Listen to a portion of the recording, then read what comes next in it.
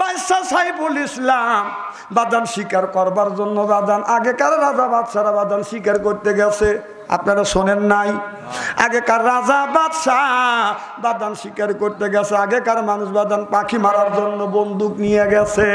এই বাদশা সাইফুল্লাহ, বাদশা সাইফুল ইসলাম বাদান, বাদশা সাইফুল যখন বাদান বন জঙ্গলে চলে গেলেন হরিণ শিকার করবার জন্য, আপনার তীর ধনুক নিয়ে বাদান, ঘোড়া নিয়ে বাদান চলে গেল জঙ্গলের মধ্যে। বাদশা সাইফুল ঘুরতে ঘুরতে ঘুরতে ঘুরতে বাদান হরিণ পায় না। একদিন চলে গেছে বাদান হরিণ পায় না। বাদান ওই জায়গা তাবু করে বাদান একটা রাত কাটাইছে। সারাটা রাত তাহাজ্জুদের নামাজ পড়ে পড়ে বাদশা সাইফুল রাতটা কাটাইছে। চিল্লাইয়া কন মারহাবা। বাদশা সাইফুল এত বড় একজন বাদশা, কিন্তু তারপরও সে বাদান কোনোদিন নামাজ কাজা করে না। আর আমাদের যদি মেম্বার হয়, এই মেম্বার সারা রাত তো নামাজ তো পড়া দূরের কথা, তাহাজ্জুদ পড়া তো দূরের কথা, ফজরের নামাজও পড়ে না। ঘুম ভাঙে আপনার মেম্বারে, ঘুম ভাঙে বেলা 8টায় আর 9টায়। চিল্লাইয়া কান ঠিক কিনে মেম্বার চিন্তা করে, আমি তো মেম্বার আছি, নামাজ দিয়ে কি হবে? খালি পাবলিক নামাজ পড়ে দেবি আর ও এসে এসে বসকে দিবি। আমরা মোল্লারা একটা ব্রিজ উদ্বোধন করলে মোল্লাতে উদ্বোধন করে না, যে লোক উদ্বোধন করে ও পেশাব করে খাড়া থেকে পানিও নেয় না, কথা কয় না, কথা কয়। এই জন্যই তো ব্রিজ তাড়াতাড়ি করে ভাঙে না। কথা কি আমি অবাস্তব বলতেছি? আমার ভাইয়ের আমার বাদশা সাইফুল পরের দিন ফজরের নামাজ পড়িয়া বাদশা সাইফুল নাস্তা করিয়া বাদান রওনা করলেন। যাইতে যাইতে অনেকে দূর বাদান চলে গেলেন। যাইতে যাইতে বাদান জহর রক্ত নামাজের রক্ত হয়ে গেল। জহর নামাজের রক্তর পরে বাদান অজু দিয়া নামাজ পড়িয়া ডানের থেকে বামে সালাম ফিরিয়া লক্ষ্য করে দেখে একটা হরিণ, খুব সুন্দর তাজা হরিণ, গুড়ি গুড়ি গুড়ি গুড়ি পায়ে বাদান হেঁটে যাচ্ছে। বাদশা সাইফুল্লাহ বলল, তাড়াতাড়ি আমার ওই তীর আর ধনুকটা দেও, আমি দেখি হরিণটা শিকার করতে পারি কিনা। এবার বাদশা সাইফুল ইসলাম বাদান কি করলেন, হরিণটার পিস পিস বাদান রওনা করলেন। তীর সেট করে, কিন্তু তীর নিক্ষেপ করবে, কিন্তু হরিণ সরিয়া যায়। এইভাবে করতে করতে করতে করতে বাদান রে যখন এই তীরটা যখন হরিণের দিকে বাদান আপনার লক্ষ্য করে যখন তীরটা নিক্ষেপ করছে, এমন সময় এই তীরটা লক্ষ্য বস্তু হইয়া হরিণের গায়ে লাগে নাই। সাইড কেটে হরিণ চলে গেছে। আর পুকুরের কিনারে, নদীর কিনারে মা সন্তানকে গোসল দেওয়াচ্ছে। ওই তীরটা যাইয়া সন্তানের বুকে লাগছে। অমনি সন্তানটা জমিনের মধ্যে চিৎকার করে বাদান মারা গেছে। মা চিন্তা করলে, আমার ছেলেকে গোসল দেওয়া শিখে আমার ছেলের শরীরে বাদান তীর মারলেন। সঙ্গে সঙ্গে ছেলেটা বাদান তীরটা মাতান দিয়ে বাদান খুললেন, রক্ত ফিঙ্কির দিয়ে বাদান বের হয়ে গেলেন। ছেলেটা কান্দে আর বলে, মা আর বাঁচবো না মা, আমি তো কোনো অন্যায় করি নাই গো মা, কে যেন আমার গায়ে তীর মারলো, মা রে আমার গায়ে তীর মারলো মা। এই সন্তানটা নিয়ে বাদান আগা গেলেন। কে তীর মারলেন লক্ষ্য করে দেখে এই দেশের বাদশা সাইফুল ইসলাম বাদান তীর নিক্ষেপ করেছে, ছেলেটা মারা গেছে। এই বাচ্চাটাকে যখন সাইফুল ইসলাম বাদান তীর নিক্ষেপ করছে, বাদশা সাইফুল মনে মনে চিন্তা করতেছে, আল্লাহ আমি তো বড় অন্যায় করে ফেলেছি, আমি কোন মায়ের বুকটা আমি খালি করলাম। বাদশা সাইফুল্লাহ এই দৃশ্য দেখে ছেলেটা তো মারা গেলেন। বাদশা সাইফুল্লাহ আর স্বীকার করা হলো না, আস্তে আস্তে বাড়ি চলে গেলেন। বাড়ি যায় বাদশা সাইফুল্লাহ মনে মনে চিন্তা করতেছে, আল্লাহ রে কিয়ামতের ময়দানে এই বুড়ি মা আমার নামে যদি আল্লাহর আদালতে মামলা দায়ের করে, তাহলে তো আমি আল্লাহ আরশের নিচে আমি আর স্থান পাবো না, আমার স্থান হবে হলো জাহান্নাম। আমার ভাইরা আমার খুব মনোযোগ দিয়ে শুনে, মানুষের ভিতরে 3টে বস্তু আছে। নফস হলো 3টে। নফস হলো আম্মারা, নফস মুতমাইন নফস নাওমান, আপনার একটা নফস মুতমাইন হলো বাদান, আপনার নফস মুতমাইন হলো জান্নাতি নফস। সুবহানাল্লাহ তো জোরকার। সেই নফসটা আল্লাহ নবী রাসূলকে দিয়েছে, এই জন্য নবী রাসূল হলো নিসবা। ওয়া ইন্নাকা লাআলা খুলুকিন আযীম। আমার ভাইরা, নফস আম্মারা, নফস মুতমাইন বাদান আল্লাহর জান্নাতে যাবে। আর নফস মুতমাইন, নফস মুতমাইন যাদের আছে তারা জান্নাতে যাবে, নফস আম্মারা জাহান্নামে যাবে। আর 2 নাম্বার নফস হলো লাওমান, নফসে নাওমান।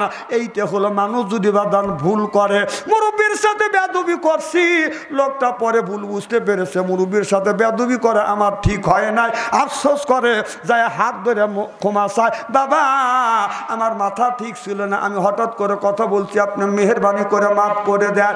অনুতপ্ত হয়, মুরব্বির হাত ধরে মাফ চায়, আল্লাহর কাছে তওবা করে। এই নফস ভালো নফস। সুবহানাল্লাহ বললেন না? আমার ভাইয়ের আমার, এই নফস সুদও খায় না, ঘুষও খায় না। এই নফসটা কেমন নফস? এই নফস যার আছে, যদি বাদান হঠাৎ করে ফজরের নামাজ কাজা হয়, লোকটা আফসোস করে আল্লাহ ঘুমের জন্যে আর শয়তানের প্রলোভনে পড়িয়া, শয়তানের ধোকায় পড়িয়া আমার ফজর নামাজ কাজা হয়ে গেছে, আফসোস করে কাজা নামাজ আদায় করে। এরপরে আলেমদের কাছে যাবাদান ফতুয়া চায়, হুজুর হঠাৎ করে আমার নামাজ কাজা হয়ে গেছে, আমি কি করব? আল্লাহর নবী বললেন, এই লোকটা অনুতপ্ত হয় আর আল্লাহর কাছে তওবা করে, এই নফস আপনার আল্লাহর জান্নাতে যাওয়া সম্ভব হবে। সুবহানাল্লাহ বললেন না? আর নফস আম্মারা যাদের আছে, আপনাকে একটা বক্সেন মারলো, আফসোস করে না, আপনার কাছে যা কোনোদিন ক্ষমা চায় না, বলে পারলেও জানে কিছু করে। আমার কথা কি বুঝতেছে? এটা হলো নফস। ইনশাআল্লাহ। আচ্ছা,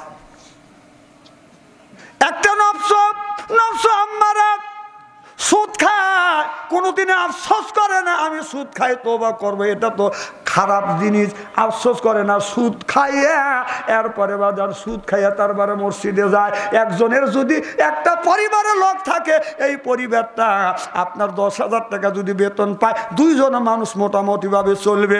যদি আপনার 20,000 টাকা বেতন হয়, পরিবারে 3 জন সদস্য নিয়ে মোটামুটিভাবে চলতে পারে। আর একজনের যদি 30,000 টাকা বেতন হয়, 4 জন 5 জন লোক নিয়ে ঢাকায় একটা ছোট ফ্ল্যাট ভাড়া করিয়া সংসার চালাইতে পারে।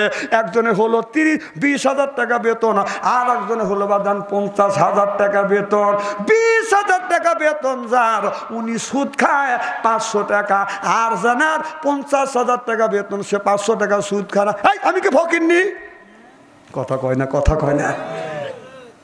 যার যত বেতন বেশি, তার ঘুষের সংখ্যাও আর কমেনি না, ঘুষের সংখ্যা। তারপরে যখন আজান দেয়, আপনার কলমের মাধ্যমে বাদান ঘুষ খাইয়া আজান যখন দেয়, চিন্তা করে আমি যদি নামাজ না পড়ি জান্নাতের চাবি পাবো না। সুদের টাকা পকেটে নিয়েও নামাজ পড়ে, আল্লাহু আকবার, আল্লাহ জান্নাত দিও। আল্লাহ কয় দেবো নে, তুই আমার কাছে আয়, তো জান্নাত দেবো নে। আমার ভাইরা আমার, ওই দিকে যেতে চাইলে বাদশা সাইফুল্লাহ মনে মনে চিন্তা করতেছে, আফসোস করতেছে, মনে আছে বাদশা সাইফুল্লাহ মনে মনে চিন্তা করতেছে, আল্লাহ আমি কার মার বুকটা খালি করিলাম। আমার ভাইরা আমার, এই বাচ্চাটা মারা তো গেছে, বুড়িমাই বাচ্চাটা কোলে নিয়ে এলাকার চেয়ারম্যানের কাছে যা বলতেছে, চেয়ারম্যান সাহেব দেখেন আমার সন্তানটাকে তীর মেরে দুনিয়ার থেকে বিদায় করে দিছে। কে মেরেছে? বলে আমাদের আপনাদের দেশের বাচ্চা সাইফুল্লাহ। এবার চেয়ারম্যান বলতেছে, এই বিচার আমি করতে পারবো না, তুমি কি আমার চেয়ারম্যান শুধেবে? যাও যাও যাও, আমার চেয়ারম্যানই শুধেবে নাকি? বাচ্চা যদি কত চেয়ারম্যানই শেষ, আর কি চেয়ারম্যানই থাকবে? কথা কয় না, কথা কয় না, বোঝেই না। মনে করেন আপনাদের এলাকার একজন এমপি আছে, আপনার ওই এমপি সাহেবের কাছে এই সন্তানটাকে নিয়ে গেছে, যা কাঁদতেছে, এমপি সাহেব দেখেন আমার সন্তানকে কেমন করে তিন মেরে দুনিয়ার থেকে বিদায় করে দিল। এমপি সাহেব বললেন তাড়াতাড়ি তুমি কোর্টে কেস করো, আমি আর নিজ বিচার করব, আমি পুলিশকে বলে দেই তাড়াতাড়ি ধরে নিয়ে এসো। বলো মা, কে তোমার সন্তানকে তীর মেরে দুনিয়ার থেকে বিদায় করে দিল? বলে হ্যাঁ, দুনিয়ার থেকে বিদায় করে দিয়েছে আমাদের দেশের বাচ্চা সাইফুল্লাহ, তীর মেরেছে। এখন এমপি সাহেব বলে আমি ওই দল করি, যাও আমার এমপি গিরি চলে যাবে, যাও তোর ছেলে বিচার করবে, আমার এমপি গিরি শুধবো নাকি? কথা কয় না রে, কথা কয় না। কারণ ও আমার দলের লোক, যাকে না করে একটার কাছে 10টা মালি, তাও ঠিক। কথা কয় না। আমি যে কাজ করি, আমি যে কর্ম করি, আমার কাজের পক্ষে যদি কথা হয়, আমার নেতা নেত্রীর পক্ষে যদি কথা হয়, সেটা যদি আপনার গীতা মহাভারত দিয়ে বলা হয়, তারপরে বলে না কথা ঠিক আছে। আর আমার আচরণের বিপক্ষে যদি যায়, আমার নেতা নেত্রীর বিপক্ষে যদি চলে যায়, সেইটা যদি কোরআন হাদিস দিয়ে যদি বলা হয়, তারপরে বলে মোট আনসাইন্টিফিক না, ঠিক হয় নাই।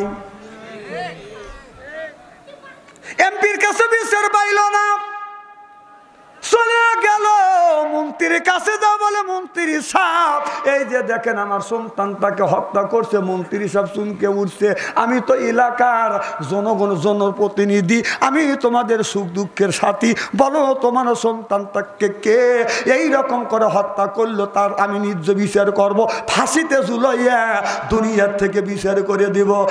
তুমি কেস করো, আমি থানায় ফোন করে দেই, বলো বুড়ি মা আমার লোক পাঠাইয়া দে, লোকটাকে ধরিয়ে নিয়ে আসবে, বলো তোমার সন্তানকে কে হত্যা করলো, কে তীর মারলো, হত্যা করলো, তোমার বুকটা খালি করলো।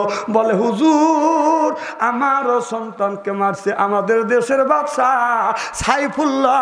মন্ত্রী কয় তাড়াতাড়ি যাও, যাও আমার মন্ত্রী ছুটাবো, সামনে আমার ইলেকশন। কথা কয় না, কথা কয় না। হ্যাঁ, যদি মন্ত্রী বিপক্ষে যায় আমাকে তো নমিশন দিবে না, আমার ক্ষমতা আগে, তোরা মর।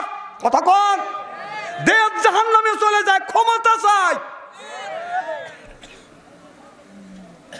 আমার কথা বোঝেন কি না বোঝেন আল্লাহ ভালো জানে রে। তেনা বড় বড় চোখ করে তাকা আসান,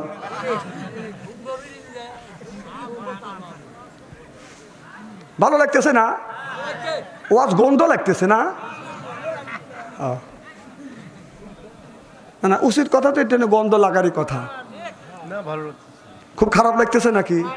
না, আপনারাও শুনবেন যে ওয়াজ, ওই ওয়াজটা আমি জানি না, তেলে ওয়াজ আমি করি না। আমি কোরআন হাদিস, বর্তমান প্রেক্ষাপট, ইতিহাসটা না কথা বলি। আমার ভাইয়ের আমার, আমি বুঝতে চাচ্ছি ন্যায় পরায়ণ বাদশা আল্লাহর আরশের ছায়ার নিচে স্থান পাবে। সুবহানাল্লাহ বললেন না? ওদের কাছে চলে গেলেন উজির সাহেব, আমার ছেলেকে মারছে। উজির সাহেব বলতেছে আমি হইলাম তোমাদের দেশের উজির, সুখ দুঃখের সাথী। কি হয়েছে, কে মারছে, আমি ন্যায় বিচার করব, প্রয়োজন হলে আমি যাই বেটাক ধরে নিয়ে আসবো। বেটার এত বড় সাহস, আমার রাষ্ট্রের থেকে আমার দেশে বসবাস করিয়া তোমার সন্তানকে মারলো। বুড়ি মা বলো কে মারছে? বলে আমাদের দেশের বাদশা সাইফুল্লাহ। আর কথা কয় না, কয় যাও সামনে আমার ইলেকশন। হ্যাঁ, কথা বুঝতেছেন না? কেউ বিচার দেয় না। বুড়ি মা এরপরে থানায় চলে যায়, ওসি সাহেবকে যা বলে দেখেন আমার ছেলেকে হত্যা করছে, আমার ছেলেকে মারছে, তাড়াতাড়ি আপনি কেস নেন। কয় বুড়ি মা তাড়াতাড়ি আসো, আমি তোমার কেস নেই, তোমার ছেলেকে কে মারছে ওর 14 গোষ্ঠী ধরিয়ে আনবো। এর মানে ধরতে পারলে পকেটে টাকা যাবে। কথা কয় না, কথা কয় না। এবার থানায় যখন বসে, লাশটা নিয়ে যখন গেছে, তখন যখন আপনার সই করবে, বলো কে হত্যা করছে? বলে এই হত্যা করছে এই দেশের বাদশা সাইফুল্লাহ। আর ওসি সাহেব আপনার কলম থেকে তাড়াতাড়ি বাড়াও, কেস লওয়া যাবে না। ওসি সাহেব বলতেছে কেস লওয়া যাবে না। কয় কে? বাদশা সাইফুল্লাহ আমার চাকরি খাওয়া দিবে। তাহলে মনে করে দেশের বাদশা যদি মানুষ কোন করে, বিচার করবে কে? বিচার আছে, ভেস্তে যাবে চাই আমরা। এবার বুড়ি মা এই সন্তানটা নিয়ে 2 দিন পর্যন্ত এই লাশটা নিয়ে রাস্তার পাশে বসে বসে কান্দে। যতক্ষণ পর্যন্ত আমার এই সন্তানের বিচার না করবে, এতক্ষণ পর্যন্ত সন্তানটাকে দাফন করতে দিব না। আমার ভাইরা আমার, বুড়িমা কান্দে। একটা কাজী সাহেব রাস্তা দিয়ে যাচ্ছে, দেখে বুড়িমা একটা বাচ্চাকে আপনার চাদর দিয়ে ঢাকে রাখছে, উপর দিয়ে মাছি বাদান বিন বিন করতেছে। ডেকে ডেকে বলতেছে, বুড়িমা কেন তুমি কান্দো? বলে, বাবা কত মানুষের কাছে বিচার চাইলাম, আমার বিচার দিল না। আমার কান্দার কথা শুনে তোমার কোনো লাভ হবে না, তোমার কাছে তুমি যাও। বলে, না মা বলতে হবে। বলে, এই যে সন্তানটা দেখেন, আমার সন্তানটাকে তাকিয়ে দেখেন। এবার কাজী সাহেব দেখে ওই সন্তানটা তো লাশ হয়ে গেছে। বুড়িমা তোমার ছেলে মারা গেছে, তীর মারছে, কে মেরে ফেলছে? বলে, বাবা আমার সন্তানকে মেরে ফেলছে এই দেশের বাচ্চা সাইফুল্লাহ। এই বাচ্চা সাইফুল ইসলাম আমার সন্তানকে হত্যা করেছে। আর দুনিয়া এমপি মিনিস্টারের কাছে বিচার চাইছি, কেউ বিচার করে না। আমি কোর্টে কেস দেওয়ার জন্য গেছি, কোর্টও কেস নেয় না। থানায় কেস দিতে গেছি, থানা এসি সাহেব বাদান কেস নেয় না। কাজী সাহেব বলে, বুড়িমা আমি যদি তোমার সন্তানের বিচারে নেই, তুমি আমার কোর্টে কেস করো। আমি হইলাম এই দেশের আপনার কোর্টেরও বড় কাজী সাহেব, আমার কোর্টে কেস করো, আমি কেস দিব, বাদশা সাইফুলের ন্যায় বিচার করব। নারায়ণ তাকবীর। আমার ভাইয়ের আমার, বুড়িমা সন্তানকে নিয়ে গেলেন, কেস যখন করলেন, করবার পরে সন্তানটাকে বাদান আপনার দাফন কাপন করবার পরে এবার বাদশাহ সাইফুল্লাহর নামে বাদান এরকম করে বাদান একটা নোটিশ লিখলেন, কেস নোটিশ বাদান পাঠিয়ে দিলেন। বাদশাহ সাইফুল্লাহ আপনি একটা সন্তানকে তীর নিক্ষেপ করে দুনিয়ার থেকে বিদায় করে দিয়েছেন। শনিবারের দিন 10টার সময় কোর্টে আপনার হাজিরা দিতে হবে। এই চিঠি, এই কেস ফাইল বাদান চলে গেল, আপনার কেসের চিঠি চলে গেল বাদশাহ সাইফুল্লাহর কাছে। বাদশাহ সাইফুল্লাহ কেস পাইয়া মুস্কি মুস্কি হাসতেছে, বলে, হ্যাঁ এই জমিনে এখনো আল্লাহর একটা বান্দা আছে। আমার ভাইরা আমার, এখন খালি খালি বিচার হয় না, আপনার বাদীর পক্ষে বাদান উকিল আর ব্যারিস্টার আছে, আর আপনার বিবাদীর পক্ষে বাদান উকিল ব্যারিস্টার আছে। এখন বাদশাহ সাইফুল্লাহ ওইখানে বাদান আপনার যারা উকিল হবে ব্যারিস্টার হবে তারা বাদান আপনার পড়া 20 জনের মতো সাইন করলো, আমরা বাদশাহ সাইফুল্লাহর পক্ষে কথা বলবো। কিন্তু বুড়িমার পক্ষে কথা বলবার মতো বাদান একটা উকিলও দাঁড়ায় না। আমার ভাইয়ের আমার, ওই এলাকার ওই বুড়িমা বসে বসে যখন কাঁদতেছে, কেউ তার পক্ষে বাদান আপনার ওকালতি করবে না। ওই বাদান আপনার কোঠের বাদান একটা মসজিদের ইমাম আছে, তার নাম হলো জাহিদ। এই জাহিদ বলতেছে, বুড়িমা কেন কান্দো? বলে, বাবা আমার সন্তানকে হত্যা করেছে বাদশাহ সাইফুল্লাহ, আমি কেস করেছি, তার আজকে মামলার তারিখ সকাল 10টায়, এখন 9:30 বাজে। এখন আমারও পক্ষে কোনো উকিল আনতে পারি নাই, আপনার বাচ্চারা পক্ষে সব উকিল হয়ে গেছে। বলে, বুড়িমা চিন্তা করে না, আমি শুধু হুজুর না, আমি এই আইন বিভাগে পড়াশোনা করছি। বুড়িমা আমি সাইন দিলাম তোমার পক্ষে, আমি উকিল হয়া আমি কোর্টে দাঁড়াবো। চিল্লাইয়া কন্যার হাওয়া। আমার ভাইয়ের আমার, 10টা যখন বেজে গেল, বাদশাহ সাইফুল্লাহকে কাঠ করা দাঁড় করানো হলো বাদান। তার পক্ষে অনেক জজ ব্যারিস্টার বাদান দাঁড়িয়ে গেলেন। এরপরে আপনার হযরতে জাহিদ মসজিদের ইমাম বাদান ওই বুড়িমার পক্ষে বাদান দাঁড়াইলেন। এবার কাজী সাহেব লক্ষ্য করে দেখে আপনার বাদশাহ সাইফুল ইসলাম যখন আপনার ওই কোঠে দাঁড়াইছে, আপনার একটা তীর আর দুনুক সাথে করে নিয়ে আসছে। কথা বুঝতেছেন না? কারণ বাদশা মানুষ, কিছু বললেই ফুটুস, কথা কয় না, কথা ক্ষমতা আছে। তীর দুনুক নিয়ে দাঁড়াইছে। সব জজ ব্যারিস্টার ভয় পাওয়া গেছে, বাদশার বিপক্ষে রায় দিয়ে গেলে তাকে হত্যা করবে। কথা বুঝতেছেন না? এবার কাজী সাহেব বাদশাকে জিজ্ঞেস করলেন, বাদশা এই বুড়িমা আপনার নামে মামলা দায়ের করছে, আসলে কি বুড়িমার সন্তানটাকে আপনি হত্যা করছেন? আপনাদের খারাপ লাগতেছে? শোনেন, ইদানিং কিন্তু আমার একটা বদনাম হয়ে গেছে, বলবো কি? আমার মাহফিলে আইসা যারা জমে তারা কিন্তু বেশি দিন বাঁচে না। জমেন যাই করেন হিসাব নিকেশ করে জমবে। হ্যাঁ, মুসাফের মাথার উপরে এই দোষ চাপা দিবেন আর বাদশাহ আনসারীর মাথার উপরে চাপাবেন যে বেচারা আসছিল তার মাহফিলে তার লোকটা বইছিল আর লোকটা মারা গেছে, এই দোষ কিন্তু কমিটির উপরে চাপা পেতে পারবেন না। জুমবেন তে মরবেন।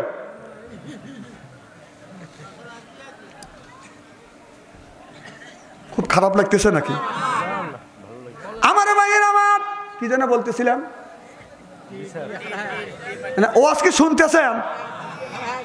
আমার ভাইয়ের আমার এবার বাদশা সাইফুল ইসলাম তীর নিয়ে বাদান কাঠ করে বাদান দাঁড় করেছে, বিপক্ষে গেলে তাকে তীর দিয়ে হত্যা করবে। এবার কাজী সাহেব বলে, বাদশা সাইফুল্লাহ আপনি কি বুড়িমার সন্তানকে হত্যা করেছেন? বলে, আমি শিকার করবার জন্য গেছি, হরিণের দিকে তীর নিক্ষেপ করছি, কিন্তু তীরটা লক্ষ্য বস্তু মিস করিয়ে আপনার এই হরিণের গায়ে না লাগিয়ে ওই শিশু বাচ্চার শরীরে লেগেছে, এটা দুনিয়ার থেকে বিদায় হয়ে গেছে। বাদশা সাইফুল্লাহ এই কথা যখন আপনার নিজেই যখন উত্তর দিলেন, স্বীকার করলেন, এবার কাজী সাহেব বাদান লিখে দিলেন আপনার হত্যার বদলা হত্যা, খুনের বদলা খুন।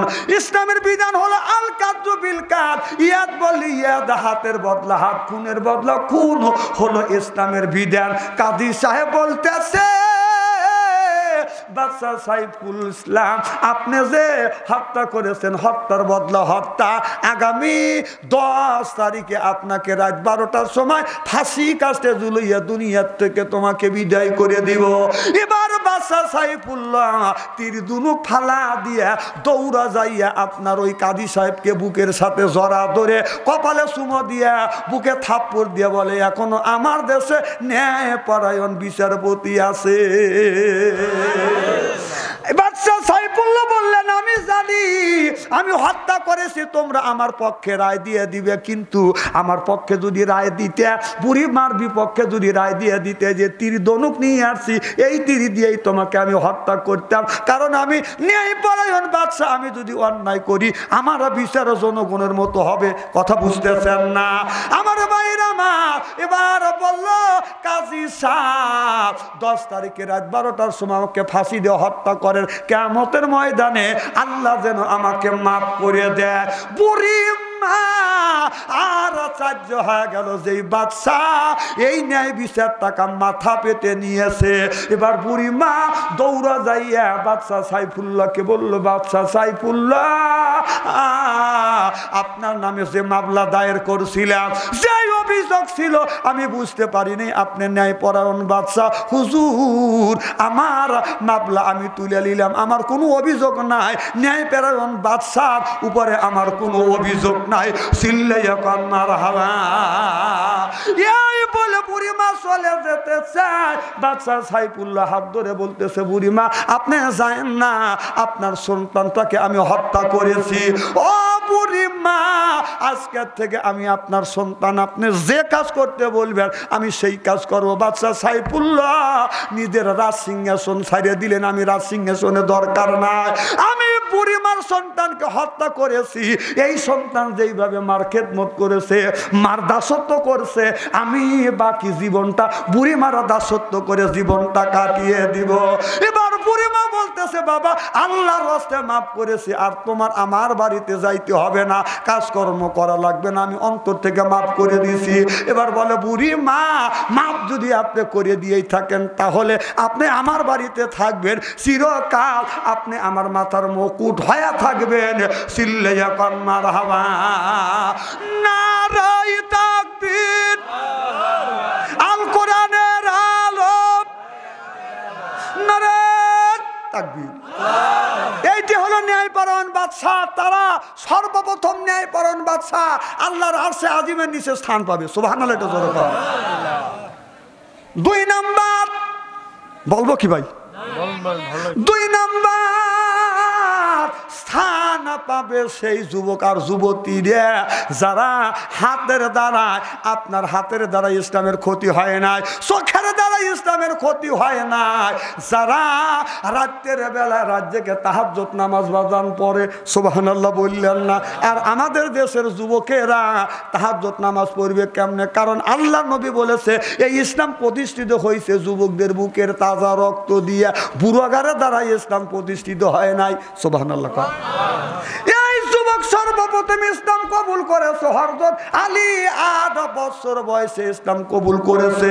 আপনার 24 বছর বয়সে হযরত ওমর রাদিয়াল্লাহু তাআলা আনহু বাদান ইসলাম কবুল করেছে। হযরতে আপনার আবু বকর সিদ্দিক 33 বছরে বাদান ইসলাম কবুল করেছে। সব যুবক বাদান একজনের বয়স বেশি, খালি আবু বকর সিদ্দিকের বয়স বেশি। আর সব যুবকেরা বাদান বুকের তাজা রক্ত বুলঙ্কিত করে দিয়ে ইসলাম প্রতিষ্ঠিত করেছে। চিল্লাইয়া পান মারহাবা। এ যুবক, তোমাদের হাতে ধরি পায়ে পড়ি বাবা, নামাজ ছাইরো না। তাহাজ্জুদ নামাজ পড়িয়া আল্লাহর কাছে দোয়া করবে, আল্লাহর কাছে যা চাইবে তাই পাবে। আজকে দেশের যুবকদেরকে ধ্বংস করলো বাদান একমাত্র টাচ মোবাইল আইছে। কথা কয় না? এই যে 8 বছর বয়সে একটা ছেলে, যার আমলনামায় আল্লাহ পাপ লেখে নাই। আল্লাহ বলতেছে কোরআনের মধ্যে, ইয়া আইয়ুহাল্লাযিনা আমানু, ওহে ঈমানের বিশ্বাসীরা, কু আনফুসিকুম, নিজে বাঁচো, ও আহলিকুম নারা, তোমার আহল পরিবারকে বাঁচাও। সুবহানাল্লাহ কর। এ কথা কার? আল্লাহ। আর এই 8 বছরের ছেলের আমলনামায় আল্লাহ পাপ লেখে নাই, মা বাপ বাধ্য করতেছে এই ছেলেকে পাপ করানোর জন্য। তার হাতে তুলে দিয়েছে স্ক্রিন টাচ মোবাইল। এই স্ক্রিন টাচ মোবাইলের মধ্যে কি নাই কম তো দেখি। হাজী সাহেব একবার হজ করছে, আবার হজ করবার জন্য টাকা জমা দিছে, কিন্তু হাজী সাহেবের 8 বছর ছেলের হাতে টাচ মোবাইল দিয়ে তসমি হাতে ঝুলাইয়া মসজিদে যা মোনাজাত করতেছে, রব্বানা জালাউনা, আল্লাহ মাফ করে দাও। আল্লাহ কাছে তোকে দেবো না, তুই আয়, তোকে মাফ যে করবে, তুই করছিস কি? কথা কয় না, কথা কয় না। আমি কই এবি বেবাও, এবি বেবাও, ছেলেকে জাহান্নামের দ্বার বন্ধে তুই বেবা দিছিস, তোর বেবানের 5 পয়সার দাম নাই। কথা কয় না কেন? এই ছেলে তাসমইলে কি করে? টিকটক দেখে। এই মোবাইলের মধ্যে কি নাই কর? আমি মোবাইল দিতে নিষেধ করতেছি না, ওই ছোট বাচ্চা কেন আপনি মোবাইল দেন? আপনি মা, আপনি বাবা সন্তানকে যদি ভালোবাসেন, তাহলে কেন সন্তানটাকে যদি ভালোবাসে থাকেন, কেন এই ছেলেকে জাহান্নামে দেওয়ার জন্য আপনারা উঠে পড়ে লাগছেন? এর বয়স 20 থেকে 22 বছর হোক, বোধার মতো জ্ঞান হয়েছে, ভালো মন্দ বোধার জ্ঞান হয়েছে, তার হাতে একটার কাছে 3 দিয়ে দেন, আমার কোনো আপত্তি নাই। কিন্তু কোন বিবেকে, যার আমলনামায় আল্লাহ পাপ লেখে নাই, আপনি কেমন মা কেমন বাবা বাধ্য করতেছেন এই ছেলেকে পাপের কাজ করাইতে? মানে এখন তো ঠিক করবে নি। ও জীবনে মাকেও ফোন দেয় না, বাবাকেও ফোন দেয় না, ভাইকেও দেয় না, বোনকেও দেয় না। আপনি যদি ওর মোবাইলে ফোন দেন, খালি ওয়েটিং থাকে। তোমার কাছে ফোন করিলে, তোমার কাছে ফোন করিলে পাই গো শুধু ওয়েটিং। কার সাথে করিতেছ তুমি ফিল্ডিং, ও ডার্লিং, কার সাথে করিতেছ তুমি ফিল্ডিং? কথা কম। তার সাথে দেখা হলে বলে আব্বাই ফোন করে আছে, আবার বড় বড় বোনে আমারে ফোন দিয়েছে, আমারে ফোন দিয়েছে। কথা কন না কে? একবার কয় বাবার কথা, আবার কয় বোনের কথা, এইভাবে কত করবে সিডিং। কার সাথে করিতেছ তুমি ফিল্ডিং, ও ডার্লিং, কার সাথে করিতেছ তুমি ফিল্ডিং? নামাজ সোজা দাঁড় দাঁড়ে না, মোবাইলে ব্যস্ত, স্বামী ফোন করলে পারে। কথা কয় না সে তো, কথা কয় না সে তো। নামাজ সোজা দাঁড় দাঁড়ে না, মোবাইলে ব্যস্ত, স্বামী ফোন করলে পারে। কথা কয় না সে তো। স্বামী কয় প্রাণের বিবি কত ভালোবাসি আমি, তোমার কাছে ফোন করিলে পাই গো শুধু ওয়েটিং। কার সাথে করিতেছ তুমি ফিল্ডিং, ও ডার্লিং, কার সাথে করিতেছ তুমি ফিল্ডিং? চিল্লে এখন ঠিক কিনে? আল্লাহ রাসূল বললেন ইয়ার ফলিন বিদ্যা উঠে যাবে, এক শুরু জাহিল, জাহিলিত বর্ষিত হবে। সেই অবস্থা আজ বাংলার জমিনে হয়ে গেছে। জোরকন ঠিক কিনে?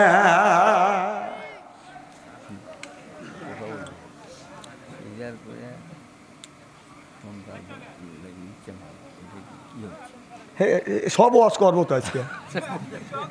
শোনেন, ডাক্তার কিন্তু তার বউ ঘরে সিজার করায় না। কথা কন? ডাক্তার ডাক্তারের বউ কোনদিন সিজার করায় না। আর মোল্লা কোনদিন নিজের বাড়িতে মিলাদ পড়ে না, পীর সাহেবের বউ কোনদিন পীর সাহেবের কাছে মুরিদ হয় না, জানে ওই শালা লুচ্চ। ফতুয়াকে দোবারো ফতুয়া দেখলেন কি? জিকির করুন লা ইলাহা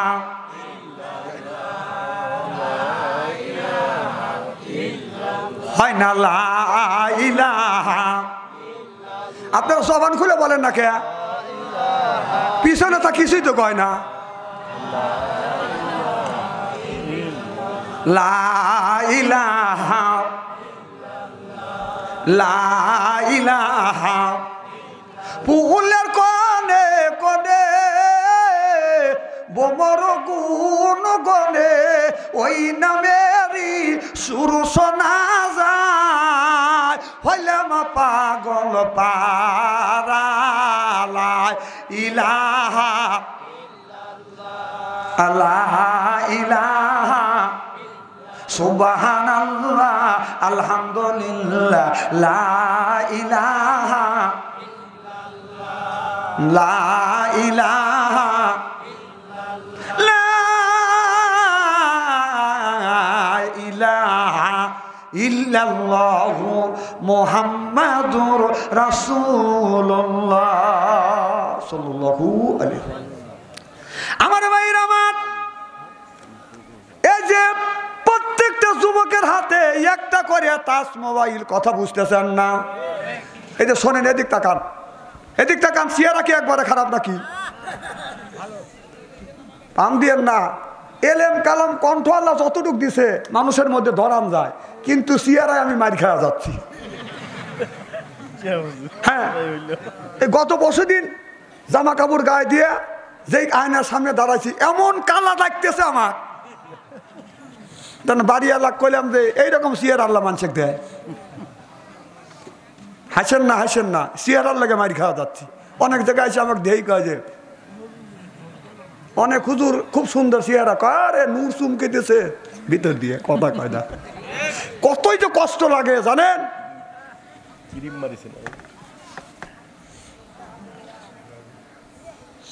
আমার কথা কি বুঝতেছেন?